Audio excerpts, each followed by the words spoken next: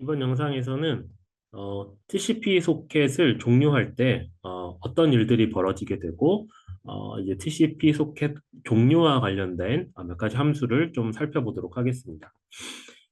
먼저 TCP 소켓을 생성을 하게 되면 TCP 소켓과 연결된 인풋 버퍼와 아웃풋 버퍼가 생성되게 됩니다.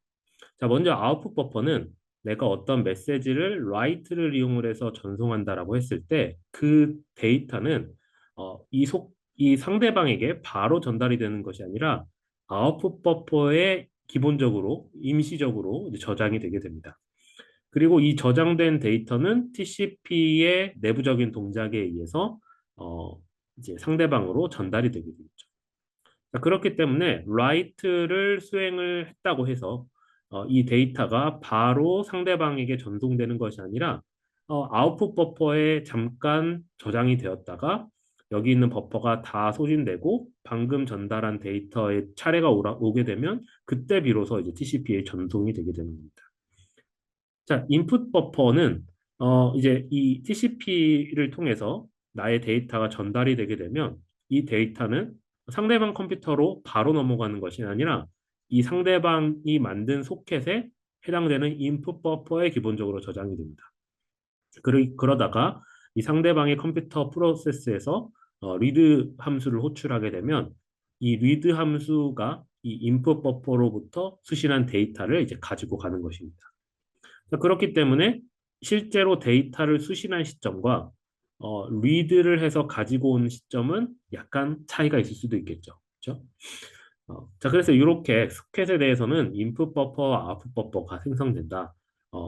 이러한 부분을 여러분들이 알고 계시면 좋겠습니다. 자, 그러면 이런 소켓을 클로즈 하게 되면 어떤 일이 발생을 할까요?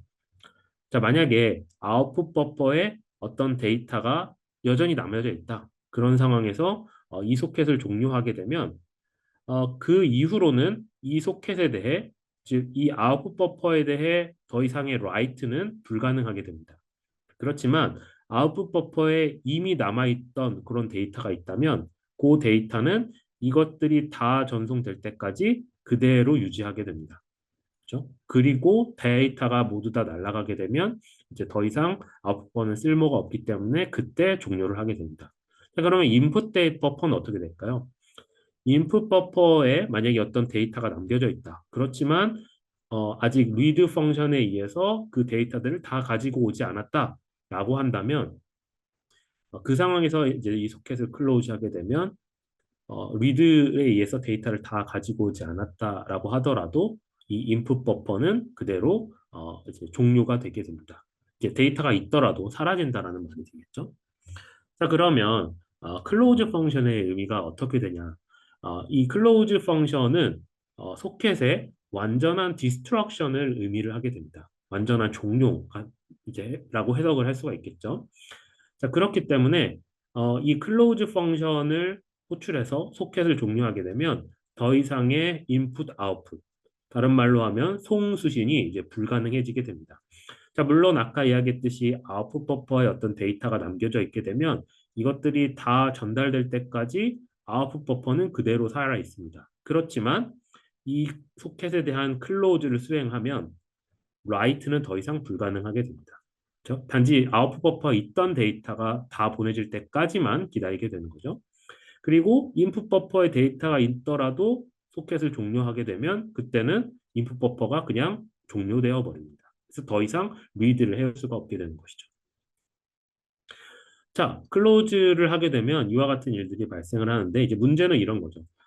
떤 데이터에 대해서 아직 전송하는 것과 송신하는 것과 수신하는 것이 완전히 이제 송신 또는 이제 수신이라고 하는 것이 맞겠죠. 송신 또는 수신이 아직 완전하게 이루어지지 완료되지 않은 그런 상황에서 이제 소켓이 종료되었다라고 한다면 문제가 될 수 있다는 거죠. 뭐 예를 들자면 이런 것들이 있을 수 있겠습니다.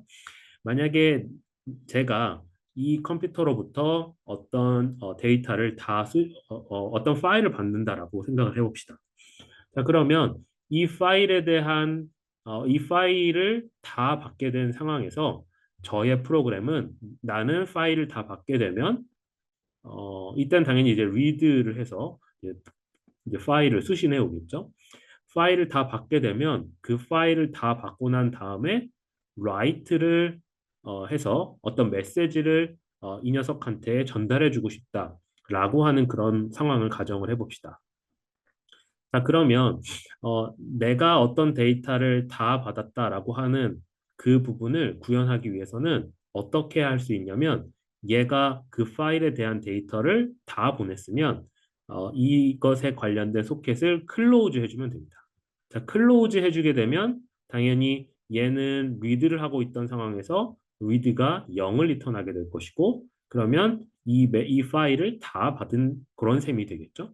그래서 얘는 파일을 잡아놨는지를 인식하게 되고 그 다음에 write 펑션을 통해서 나 이제 파일 다 받았다라고 하는 메시지를 상대방에게 전달해 줄 수가 있게 됩니다.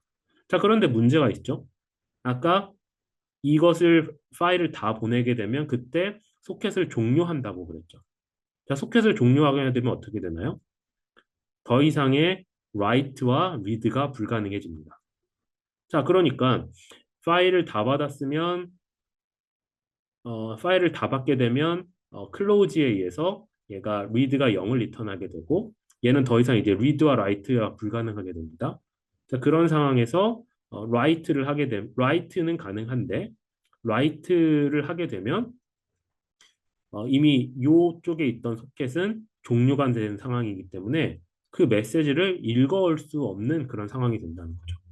그렇죠? 자, 이런 문제를 막기 위해서 좀 완화하기 위해서 이제 사용되는 것이 이제 하프 클로즈라고 하는 것입니다. 자, 이 하프 클로즈는 인풋 스트림, 예를 들면 이 인풋 버퍼로 향하는 것이 인풋 스트림이고 반대로 나가는 것을 아웃풋 스트림이라고 했을 때 둘 중에 하나의 스트림만 종료할 수 있게끔 하는 것이 이제 바로 이 하프 클로즈 함수입니다. 자, 그러면 이 하프 클로즈는 어떻게 구현할 수 있냐면 바로 이런 셧다운 펑션을 사용을 하게 됩니다. 자, 이 셧다운 펑션은 이 셧다운 펑션의 첫 번째 파라미터가 이제 소켓 그 파일 디스크립터에 해당되는데요. 이 소켓 파일 디스크립터의 전체 그러니까 인풋 스트림, 아웃풋 스트림 전체를 닫거나 또는 인풋 또는 아웃풋 스트림 둘 중에 하나를 닫게 할 수 있는 그런 함수라고 보시면 되겠습니다. 그래서 두 번째 파라미터인 how에 해당하는 것에 어떤 스트림을 닫을지에 대한 타입을 적게 됩니다. 만약에 shutdown read라고 하게 되면 이때는 더 이상의 리시브를 할 수 없도록 막는 겁니다. 그러니까 인풋 스트림을 종료하게 되는 것이겠죠. shutdown WR, write 같은 경우에는 더 이상 send를 할 수 없도록 막는 것입니다. 그러니까 아웃풋 스트림을 종료하는 거라고 보시면 되겠습니다. 자, 만약에 인풋과 아웃풋, 샌드와 리시브 모두 다 안 되게 하고 싶을 때는 셧다운 리드 라이트, RDW가 바로 그것입니다. 이걸 하게 되면 샌드도 안 되고 리시브도 더 이상 안 되게 됩니다. 자, 그런데 이 셧다운 펑션은 사실상 그 클로즈 펑션과 같이 소켓에 대한 완전한 종료를 의미하지는 않습니다. 그렇기 때문에 어떤 소켓을 완전하게 해제를 하기 위해서는 셧다운을 했더라도 클로즈라고 하는 것을 이용을 해서 이 소켓을 프리 해제해줘야 합니다. 자, 셧다운 같은 경우에는 이것이 잘 수행이 되면 0을 리턴하게 됩니다. 자, 그러면 이것을 사용하는 예제를 좀 잠깐 살펴보도록 하겠습니다. 자, 파일 서버 그리고 그 다음 페이지는 이제 파일 클라이언트에 대한 예제입니다. 자, 여기서는 어떤 클라이언트가 서버에게 접속을 해 오게 되면 이제 이 파일 서버는 파일 서버 .c라고 하는 파일의 컨텐츠를 이 접속해 온 클라이언트에게 전송해 주는 그러한 프로그램입니다. 자, 클라이언트 입장에서는 서버로부터 이 파일 언더스코어 서버 .c라고 하는 파일을 다운로드 받는 그러한 펑션이라고 보시면 되겠죠. 자, 그래서 보면 일단 파일을 열어줍니다. 파일 서버.c라고 하는 이 파일을 열어주고요. 이제 소켓을 만들어주죠. 그 다음에 서버의 어떤 주소 정보를 이 bind 펑션을 통해 할당하고 listen을 한 다음에 accept로 들어가게 됩니다. 자, accept는 따로 반복은 하지 않습니다. 그렇기 때문에 연결해오는 하나의 클라이언트 커넥션에 대해서만 이 파일을 전달해주고 종료하게 됩니다.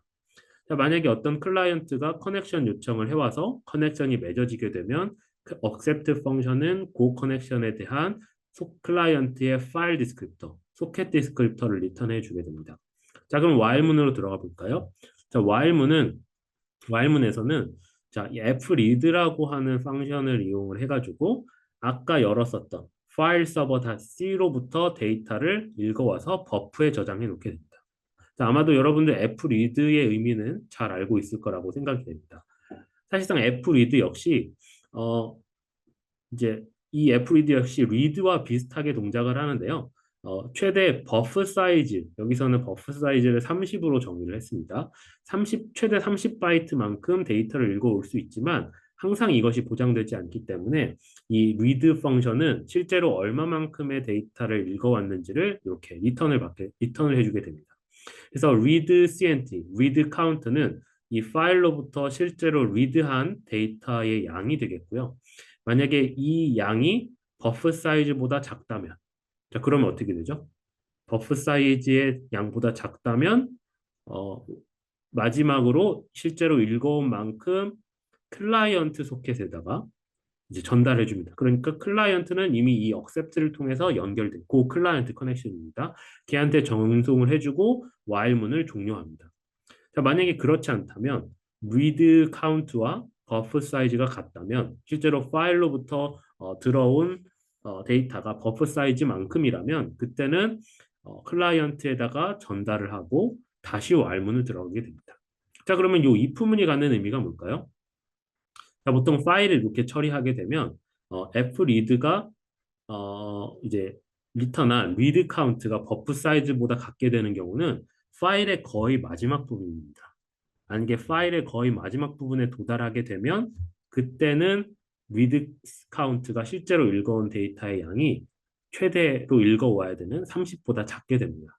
자, 그렇기 때문에 그때는 더 이상 이 while문을 돌지 않고 나오면 되기 때문에 마지막으로 읽어온 데이터만큼만 클라이언트에게 전달을 하고 브레이크 툴을 통해서 while문을 빠져나오게 됩니다. 자, 그 다음에 여러분 여기를 잘 보시죠. 셧다운 펑션을 수행을 합니다. 자, 셧다운 펑션을 우리가 클라이언트의 이 커넥션에 대해서 수행하는데 셧다운 WR이라고 되어 있습니다. 셧다운 라이트가 되는 것이죠. 그러니까 더 이상 이제 서버 입장에서는 모든 데이터를 이 while문에서 다 보냈습니다. 그래서 더 이상 아웃풋 스트림, 그러니까 write를 할 필요가 없게 된 거죠. 자, 그래서 그 아웃풋 스트림을 이렇게 셧다운 펑션을 이용해서 닫게 되고 그 다음에 어떤 메시지를 받을 수 있도록 read를 시작하게 됩니다. 자, 사실 요거는 이제 제가 아까 전에 그 셧다운을 설명하기 위해서 했었던 그 예와 사실은 동일한데요. 그 서버가 만약에 셧다운을 하게 되면 셧다운을 하게 되고 그렇다면 이제 클라이언트는 모든 메시지를 다 받았다라는 얘기이고 그렇게 되면 이제 클라이언트는 서버에게 잘 받았다라는 의미에서 땡큐라고 하는 메시지를 전달을 해주게 됩니다. 자, 이 read 펑션은 바로 그 땡큐라고 하는 메시지를 수신하기 위한 그 부분이라고 보시면 되겠습니다. 자, 그래서 최종적으로 이 받은 땡큐라고 하는 메시지를 이 프린트를 F를 통해서 출력을 해주게 되고 아까 열었었던 파일과 그 다음에 클라이언트 소켓, 서버 소켓들을 다 클로즈를 이용해서 종료를 해주게 됩니다. 자, 그 다음은 파일 클라이언트입니다. 자, 파일 클라이언트는 일단 서버에 접속을 하게 되고 서버로부터 데이터를 다운로드 받는 프로그램입니다. 그래서 소켓 전에 일단 내가 저장할 파일을 하나 열어놓습니다. 그러니까 서버로부터 오는 데이터는 이제 이 receive.dat라고 하는 파일에 저장이 되게 될 것입니다.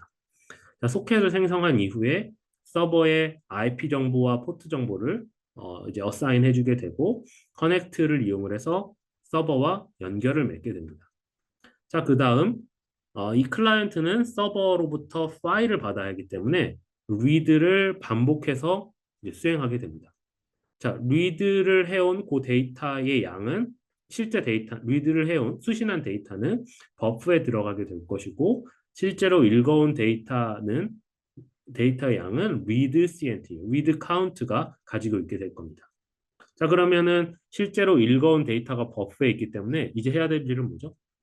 수신을 했다면 파일에 저장을 해야 되겠죠. receive.dat라고 하는 파일에 저장을 해야 될 겁니다. 자, 그렇기 때문에 receive를 한 데이터에 대해서 실제로 수신한 그 양만큼 다시 파일에다가 write를 해주는 것이 이제 이 fwrite 펑션입니다. 데이터를 수신하고 서버로부터 그 데이터를 파일에 write 해주는 그것이 이제 while문이고요. 자, 그렇다면은 이 while문은 언제 종료가 될까요? 자, 잘 기억해 보시면 read가 0을 리턴을 해야 while문을 종료하게 됩니다. 자, 언제 read가 0을 리턴하게 되죠? 그렇죠. 서버가 커넥션을 종료했을 때. 자, 앞서 보면 셧다운 펑션을 수행을 하게 되면 이 셧다운은 아웃풋 스트림에 대한 종료를 의미하기 때문에 더 이상 보낼 데이터가 없다라는 것을 의미하고 이것이 마치 커넥션이 클로즈 된 것과 같은 효과를 여기에서 발행하게 됩니다. 자, 그러니까 셧다운 WR을 하게 되면 마치 end of 파일을 만난 것처럼 이 read 펑션은 0을 리턴해주게 될 겁니다. 그렇죠? 자, 그렇지만 서버 입장에서는 아웃풋 스트림만 닫은 것이지 인풋 스트림은 여전히 살아있게 되는 것이죠. 그렇기 때문에 여기 read를 이렇게 수행을 할 수가 있게 되는 겁니다. 자, 그러면 클라이언트 입장에서 read가 0을 리턴했다. 즉, 서버가 셧다운에 의해서 서버가 호출한 셧다운 펑션에 의해서 클라이언트의 read가 0을 리턴하게 되면 while문을 종료하게 될 것이고 그 다음에 클라이언트의 모니터에는 received file data라고 하는 문자를 출력한 뒤 이 SD, 즉 서버의 커넥션에 thank you라고 하는 메시지를 전송하게 됩니다. 그렇죠? thank you라고 하는 메시지를 전송을 하게 되면 서버에서는 read 상태에 기다리고 있을 거기 때문에 read에서 그 thank you라고 하는 메시지를 가지고 오게 되고 버퍼에다가 그 메시지를 출력해주고 종료하게 됩니다. 클라이언트 역시 이 thank you라는 메시지를 쓰게 되면 전송하게 된 다음에 열었던 파일을 닫고 그 다음에 소켓 디스크립터를 닫는 것을 볼 수가 있습니다. 자, 그래서 이 예에서는 여러분들이 이제 셧다운의 의미와 그 다음에 이 셧다운이 클라이언트의 이 while statement에 특히 이제 이 read 펑션에 어떤 영향을 미치는지를 잘 살펴보고 잘 이해하시면 좋을 것 같습니다.